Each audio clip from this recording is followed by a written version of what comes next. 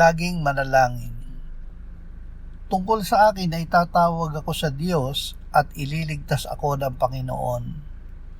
Sa hapon at umaga at sa katanghaliang tapat, ako'y dadaing at tataghoy at diringgin niya ang aking tinig. Dapat laging manalangin at huwag manlupaypay. Huwag kayong mabalisa sa anumang bagay, kundi sa lahat ng mga bagay sa pamamagitan ng panalangin at pagsamo na may pagpapasalamat ay ipaalam ninyo ang inyong mga kahilingan sa Diyos. Manalangin kayong walang patid. O Espiritu Santo, turuan mo kami na manalangin ng walang patid. Amen.